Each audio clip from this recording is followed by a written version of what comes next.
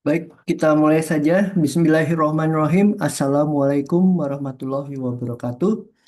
Selamat datang Waalaikumsalam. kembali di kuliah mesin learning. Selamat tahun baru ya. Ini adalah kuliah pertama setelah kita setahun tidak kuliah. Meskipun kita terakhir kuliah Desember minggu ketiga ya. Itu liburan yang cukup panjang. Semoga liburan ini liburan yang sudah bisa lebih menyegarkan kalian semua untuk menghadapi kuliah-kuliah setelahnya. Gitu. Baik, kali ini kita akan bahas satu hal yang menyambung dari yang bahan yang terakhir diberikan yaitu tentang artificial neural network atau jaringan urat saraf tiruan. Gitu. Nah, izinkan saya bagi ininya. Oke, ini geser dulu. Ya, sini. Baik, ini biar hemat. Eh, baik, bentar ya.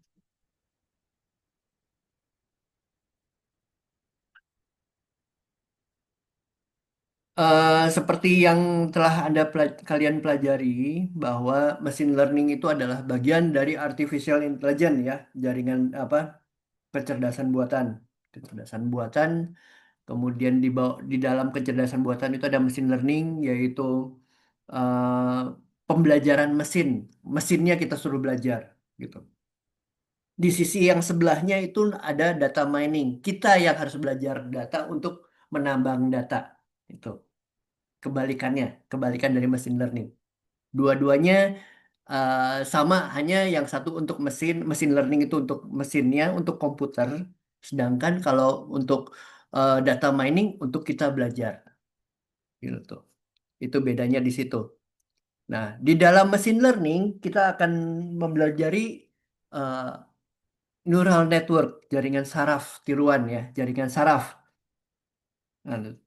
Nah, itu agak berbeda dengan machine learning. Ketika kita belajar machine learning, datanya mungkin datanya besar, tapi ya mungkin sekitar 1.000, paling banyak 5.000 lah ya, antara 1.000 sampai 5.000 data.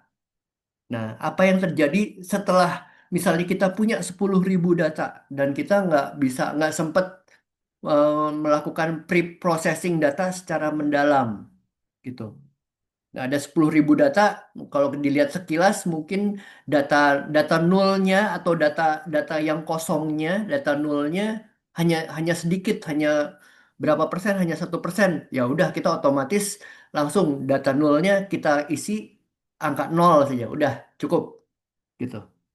Dan itu nggak akan terlalu berpengaruh banyak 1% itu di apa di angka 10.000 data ya, 10.000 data itu sekian banyak data itu. Dan bisa dipastikan kalau 10.000 data itu didapat nggak dalam waktu sehari. Itu pasti agak lama. Span-nya bisa bisa 3 bulanan lah gitu. Bisa 2 bulan, 3 bulan gitu. Masih layak untuk disebut menjadi big data gitu. Nah, neural network ini mungkin kalau kalian lihat ya dalam eh, bentuknya nanti langkahnya mirip-mirip dengan decision tree.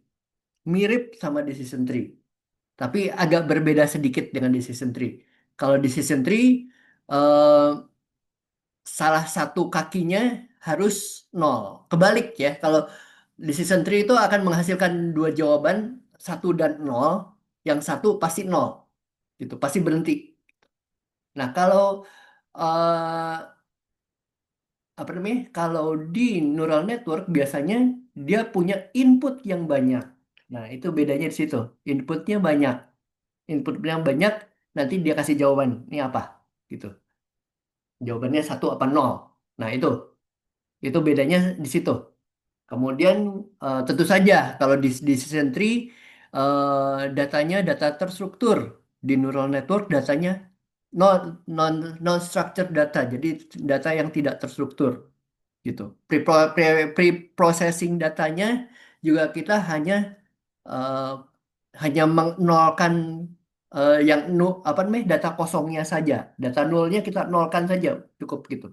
Dengan syarat kalau data kosongnya misalnya tidak terlalu signifikan gitu ya, masih di bawah 10% gitu. Nah, neural network itu terjadi kalau misalnya layer apa nukleusnya cuma satu. Nah, kalau apa yang terjadi kalau misalnya nukleusnya banyak, pusat pusat data pusat keputusannya banyak, pusat keputusan apa nukleusnya banyak, jadi pusat sarafnya ada banyak. Nah, banyaknya gimana? Banyak banyak secara kolom apa banyak secara baris? Banyak secara dua-duanya, baris dan kolom gitu. Nah, itu namanya kita akan melangkah ke deep learning ya. Nah, dari hasil-hasil deep learning, misalnya dari layar-layar apa namanya nukleus yang banyak itu, dia akan bisa belajar banyak hal, terutama kalau misalnya dia punya data, ngambil data langsung dari internet, ya. Itu bisa menghasilkan apa yang kalian kenal sebagai ChatGPT, Generative AI. Jadi AI yang bisa kita suruh untuk membuatkan sesuatu gitu, generatif, tapi kita harus perintah si AI tolong buatkan apa gitu dari data yang ada di internet. Itu generatif AI itu seperti itu, dan dia akan belajar langsung, Tret, ambil data ambil data ambil data, kemudian langsung belajar. Nah gitu tingkatannya seperti itu. Nah ini kita balik lagi sedikit ya ke yang disebut artificial neural network, jaringan saraf tiruan ya. Jadi kita akan menyamakan kalau otak itu terdiri dari miliaran sel. Sel itu satu set ini, satu set gambar ini, nukleus, dendrit, akson, sama ujung-ujung saraf. Ini sel bodinya. Satu sel itu terdiri dari neuron, dendrit, akson, dan ujung-ujung saraf. Inputnya, masuk sinyalnya dari dendrit ini. Gitu. Masuk ke dalam, diproses ke dalam nukleus. Kemudian dari nukleus menghasilkan jawaban. Bukan menghasilkan jawaban, menghasilkan misalnya sinyal-sinyal tertentu, kemudian dikirimkan ke akson untuk akson diterjemahkan sebagai jawaban misalnya satu atau nol, gitu. Apakah jawabannya satu apa nol? Nah, itu oleh akson. Nah, ini diterjemahkan ke dalam artificial neural network. Jadi ini dibuatkan neuron buatan ya, neuron buatan, nukleus buatan lah ya, terdiri dari beberapa baris kode, eh, algoritma dan matematik yang saling terhubung untuk menggali pola data digital. Input-input yang diterima oleh dendrit, oleh sensor ya, itu kita apa namanya? Kita variabelkan sebagai X ya. Kemudian di dalam nukleusnya kita akan memproseskan dengan memproses sesuatu, prosesnya kita beli variabel Z. Z itu bisa nanti rumus-rumus tertentu yang harus dikerjakan di linear function ini gitu. Dan kemudian tentu saja ini ada sedikit geseran lah dari input-input, dari operasi data yang kita kerjakan, itu namanya dia bias. Nah, itu bias itu kalau di matematik itu namanya konstanta C, biasanya C ya. Kalau garis linier Y sama dengan mx plus C. Nah, C-nya itu adalah, kalau dalam ilmu data kita sebut dan statistik ya. Data dan statistik itu namanya bias. B ya, konstanta. Nah, input-input ini yang diambil di dendrit ini, ketika masuk ke dalam nukleus kita kasih pemberat. Pemberatnya namanya ya, weight ya. Kita kasih pemberat.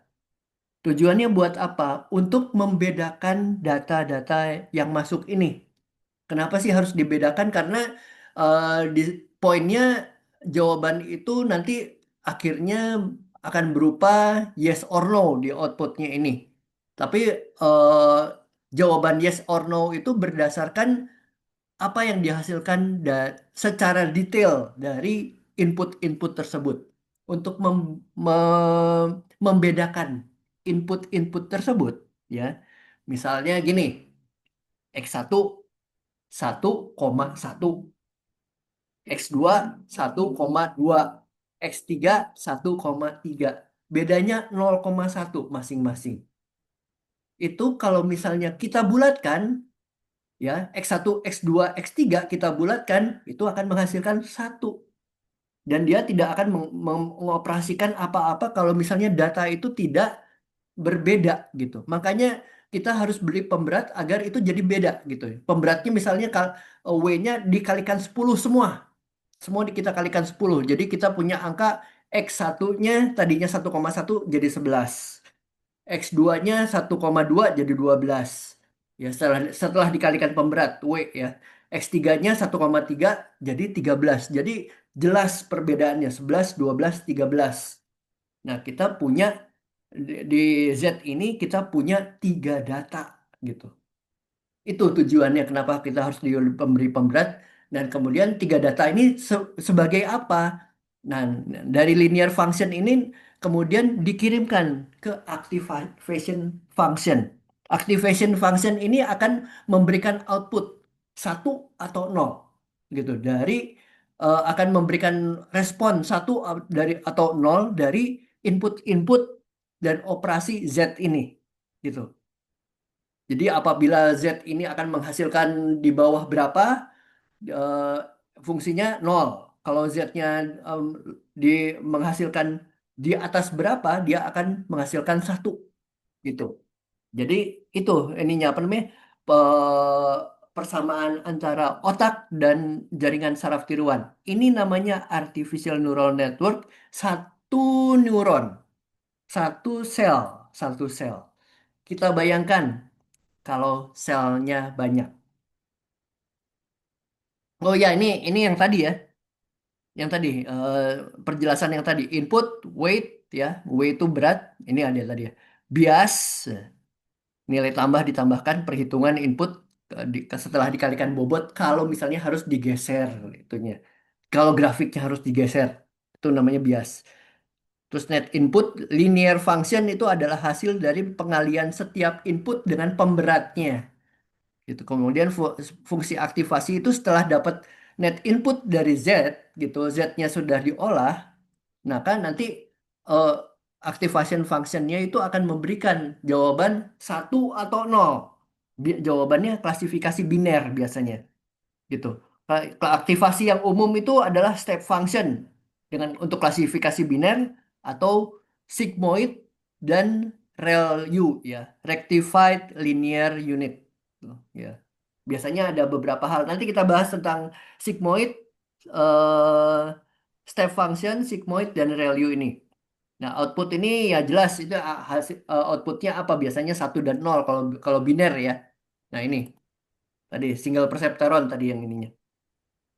Nah, kita akan membahas tentang Z ini, linear function. Jadi fungsi linear function itu adalah komponen matematik utama untuk menentukan bagaimana perseptron memproses data input dan menghasilkan keputusan. Rumus utamanya bagaimana? Ya, itu. Jadi semua input ya, semua input kali pemberat kita jumlahkan. X0 kali W0, X1 kali W1, X2 kali W2, Xn kali Wn gitu. Biasanya W ini ininya apa? Sama, biasanya sama. Tapi di hal-hal tertentu bisa berbeda. Itu ceritanya lain lagi. Tapi kita samakan dulu aja. Pemberatnya kita samakan biar kita punya apa namanya? Hasil yang jelas. Jadi jumlah X kali W semua itu sama dengan Z. Oke, gitu. Ini di sini. Nah, bayangkan sebuah nanti kayak kalian bayangkan sebuah garis lurus ya, W kali X-nya dalam single perceptron fungsi linearnya bekerja dengan huruf Z sama dengan oh, apa sigma W kali X. Jadi W kali W1 kali X1 ditambah W2 kali X2 ditambah W3 kali X3 sehingga ditambah WN kali XN gitu.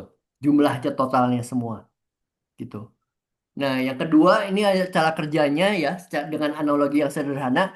Bayangkan kalau Anda ingin memutuskan apakah Anda ingin menonton sebuah konser dengan jawabannya ya atau tidak berdasarkan dua faktor, harga tiket dengan keinginan nonton gitu ya. Dua dimensi harga tiketnya.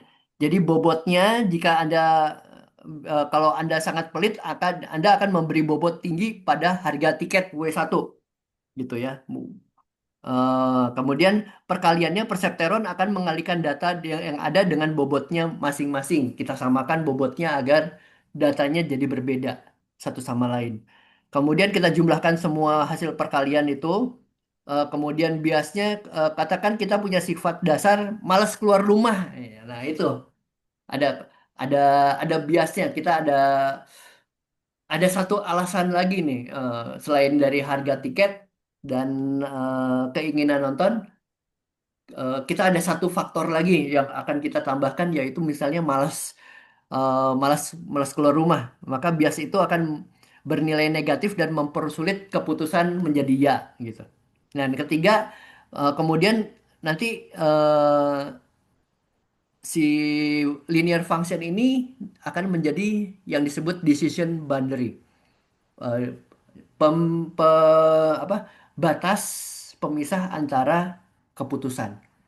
Jadi secara visual fungsi linear ini akan bertindak jadi garis lurus yang membedakan dua kelompok data. Jadi kelompok data yang di atas, misalnya kelompok data yang sebelah atas akan menjadi jawaban ya, kelompok data yang di bawah akan menjawab di jawaban yang tidak gitu. Tapi dibatasi oleh sebuah garis lurus, garis linear. Biasanya garisnya miring dari kiri ke kanan, naik ke atas gitu ya, kanannya naik ke atas. Gitu misalnya kayak gitu ya. Kemudian itu data yang di atas dianggap kelas A, data yang di bawah garis dianggap kelas B gitu. Di contohnya ya yang kelas A itu ya, kelas B itu tidak. Kemudian empat dari linear ke keputusan hasil dari fungsi linear itu Z itu biasanya masih berupa angka bebas gitu. Antara bisa 5, min 10 atau 100 dan lain-lain. Agar menjadi keputusan pasti satu atau nol ya. Jadi keputusan biner, hasil linear ini kita masukkan ke dalam fungsi aktivasi. Contohnya seperti step function atau sigmoid. Jadi singkatnya fungsi linear ini adalah mesin hitung dalam perseptron yang menjumlahkan semua input berdasarkan bobotnya untuk menentukan sisi mana data itu berada dalam satu grafik dua dimensi. Gitu. Itu adalah linear function. Kemudian kita akan belajar setelah linear function itu menghasilkan suatu angka ya dari penjumlahan semua total, kita akan eh, jawab itu angka itu akan mendapatkan nol apa satu. Nah, itu. Jadi dalam neural network itu eh, activation function itu berperan sebagai penentu apakah neuron itu harus aktif atau jawaban satu atau tidak aktif jawaban nol. Jadi hanya jawabannya hanya dua biner ya, nol atau satu. Nah, langkah-langkahnya eh, gini ya. Analogi sederhananya kita punya saklar lampu. Bayangkan function itu sebagai saklar lampu yang otomatis pakai sensor cahaya. Jadi inputnya itu adalah sensor menerima sejumlah cahaya tertentu ya. Nah, itu eh, input itu adalah data sebenarnya. Nah, di prosesnya saklar itu punya aturan. Kalau cahayanya di bawah 10 lux, nah ini apa namanya? Ukuran cahayanya pakai lux, maka nyalakan lampu. Kalau eh, cahayanya di atas 10 lux, maka lampunya mati nol gitu. Jadi saya ulangi, kalau cahayanya di bawah 10 lux, kita apa namanya? Jawabannya satu, nyalakan lampu. Kalau cahayanya di bawah 10 lux, jawabannya nol, lampunya mati. Ya, activation function itu akan memberikan aturan jika, nah, jika maka, if then else. Itu activation function itu gunanya untuk itu. Jadi memberikan if then else di neural network fungsi matinya. Jadi tapi nggak pakai else ya, if then aja. Hanya biner jawabannya, ya dan tidak. Jadi ya jawabannya ya, ya dan tidak. Dah, itu aja.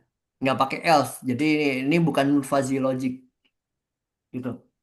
Nah, yang kedua cara kerja dalam perseptron ya seperti itu. Jadi kita eh, pakai prosesnya kita bagi dua. Pertama kita penjumlahan berbobot, semua input kita kalikan dengan bobotnya masing-masing, kemudian total kita jumlahkan.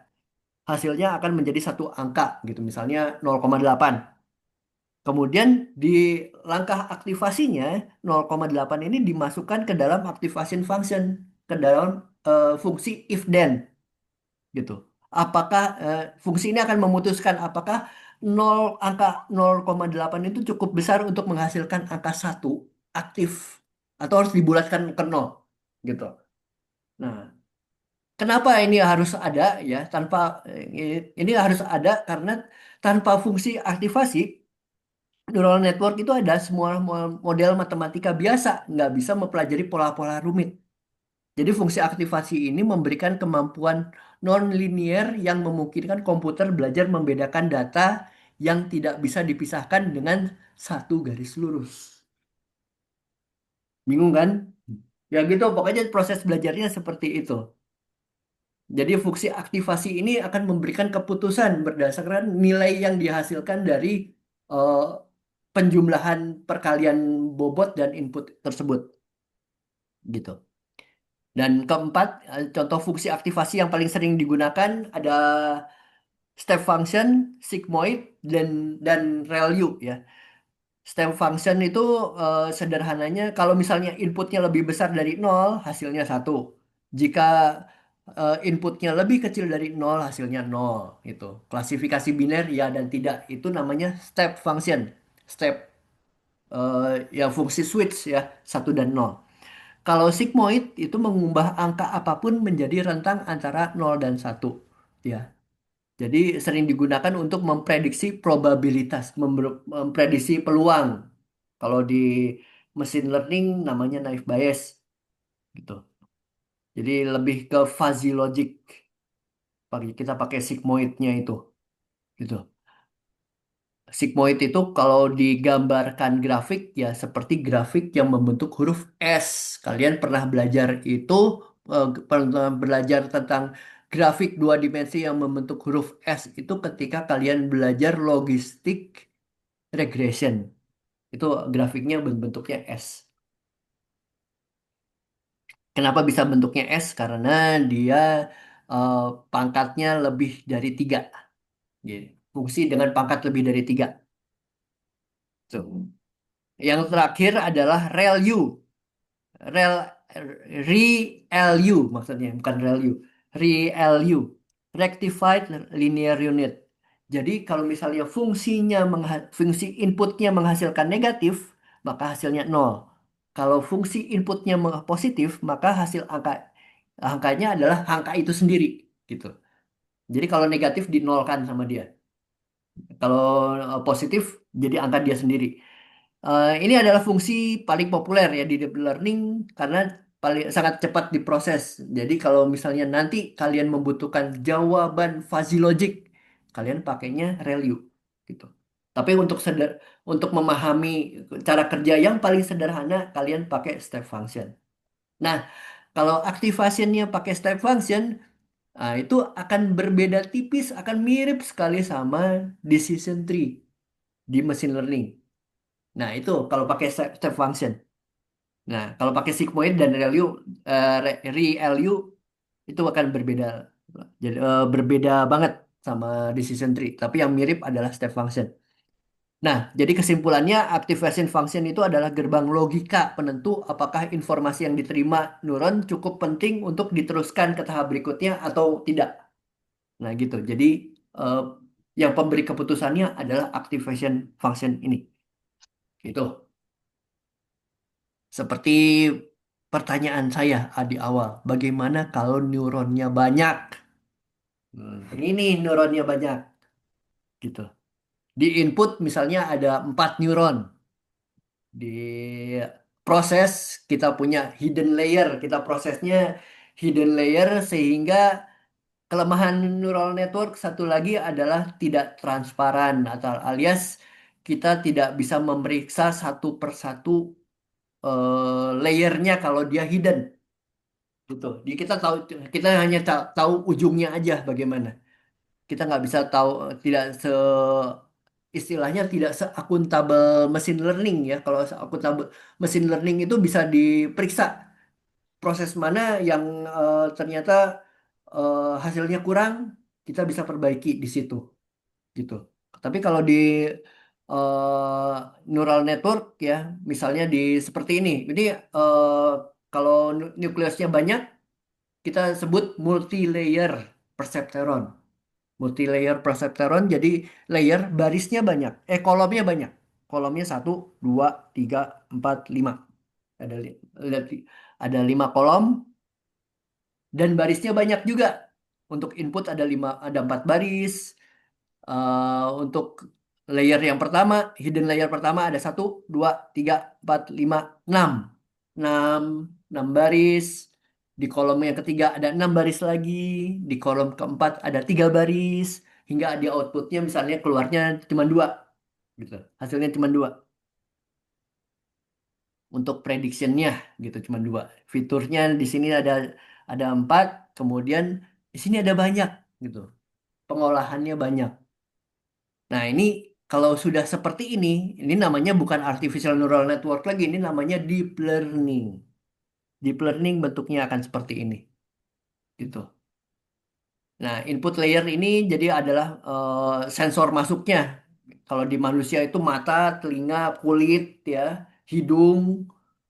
Nah, itu yang akan menerima data-data dari luar. Hidden layer ini adalah proses, ya, proses. Kemudian output ini adalah hasil akhirnya, gitu.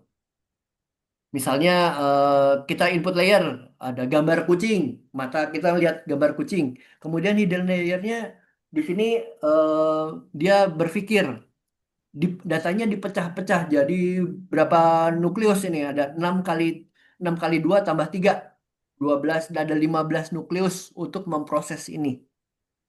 Dipecah-pecah dan untuk dia bisa melihat garisnya, warnanya, bentuknya untuk menebak itu gambar apa. Dan output layernya dia akan memberi jawaban hasil akhir keputusan. Misalnya ini adalah kucing dengan keyakinan 95%. Gitu. Ini ditemukan oleh Frank Roosevelt ya yang menemukan perseptron ini tahun 1957. Udah lama sekali sih ya, cuman untuk memproses seginian banyak ya kita perlu mesin yang ya kalau sekarang mau bisa handphone kalian bisa melakukan ini ya handphone kalian sih udah bisa melakukan ini kalau zaman dulu wah setengah mati dan masih menggunakan prinsip Turing 1 unit input 1 unit proses 1 unit output meskipun poinnya banyak dianggap 1 unit gitu ya itu itu adalah mesin Alan Turing itu masih memberikan prinsip yang masih dipakai terus ya. Ya, kalau misalnya ya ini training ya. Training itu adalah kita sebelum membuat model kita training dulu sehingga kita mendapatkan model dari artificial neural network ya. Seperti anak kecil belajar membedakan jeruk sama apel. Itu pakai cara berkali-kali dia makan gitu. Ini mana jeruk, mana yang apel sehingga sampai dia membedakan dari rasa, dari bentuk, dari dari Ayah permukaan lagi apa gimana? Hah? ya. Jos anak. Jos, mana gua? Berapa yang mau belajar lagi? Apa dia? Jadi, oh Ya iya. bisa dimatikan dulu Sekarang ininya. sekarang tuh dia apa Jos? Kamu Ya, eh, eh, lah, eh. Ih, sebentar, sebentar. Ya, untuk share, share lagi.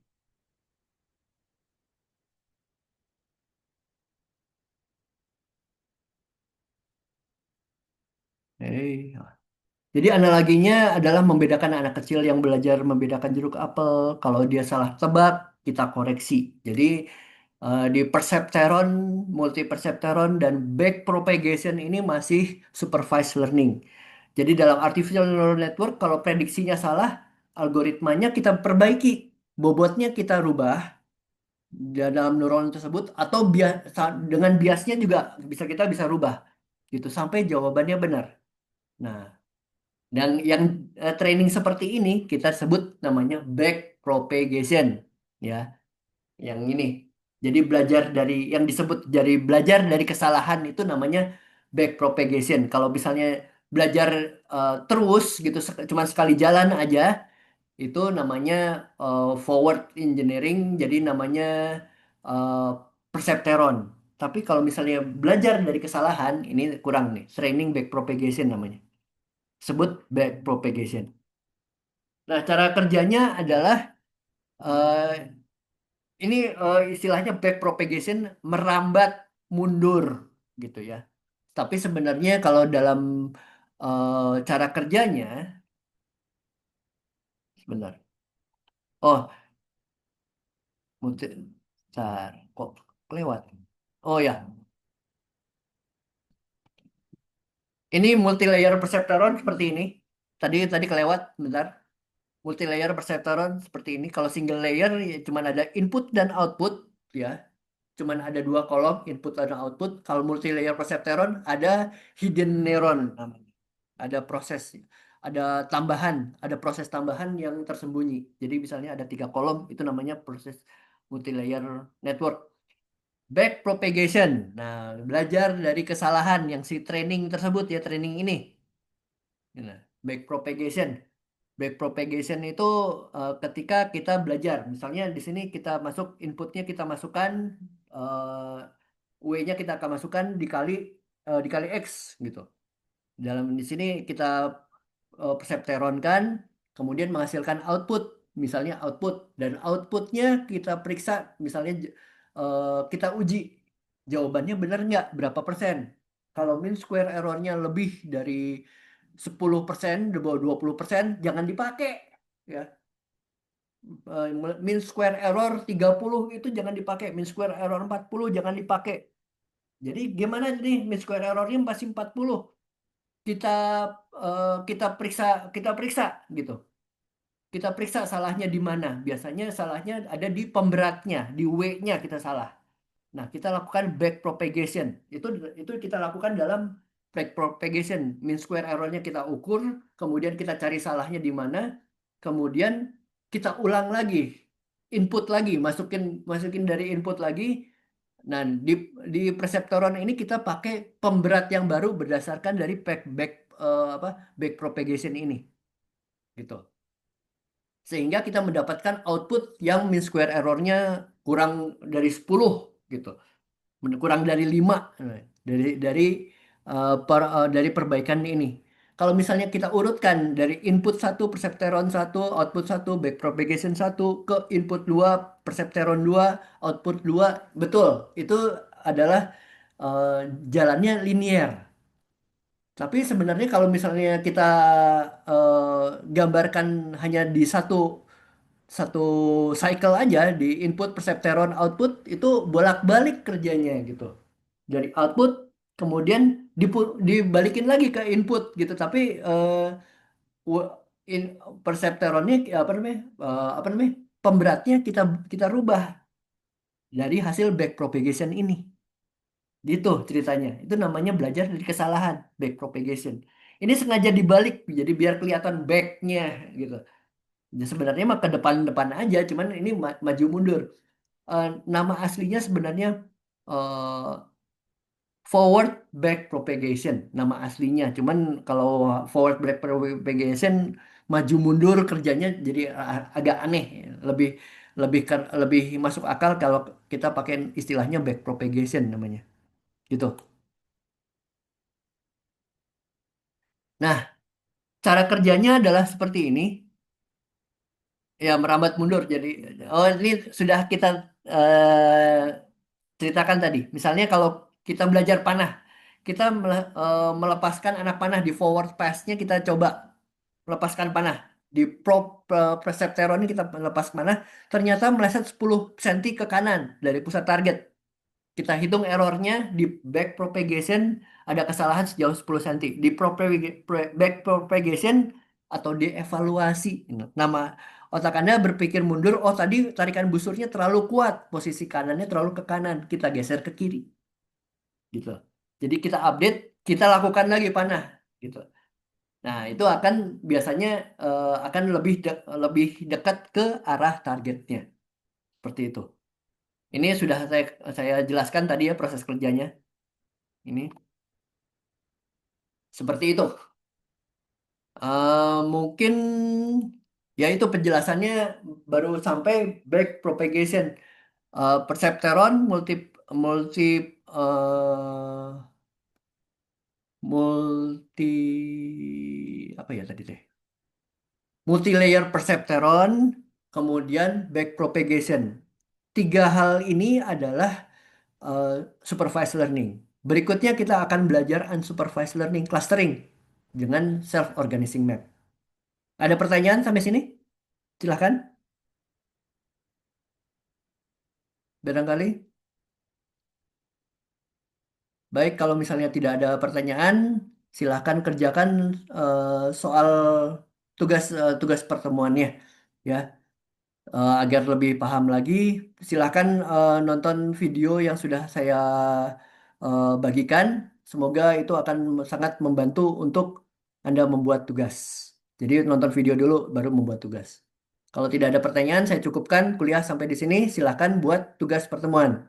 Ya, terima kasih. Sampai ketemu lagi di pertemuan berikutnya di Self Organizing Map. Assalamualaikum warahmatullahi wabarakatuh. Waalaikumsalam warahmatullahi wabarakatuh.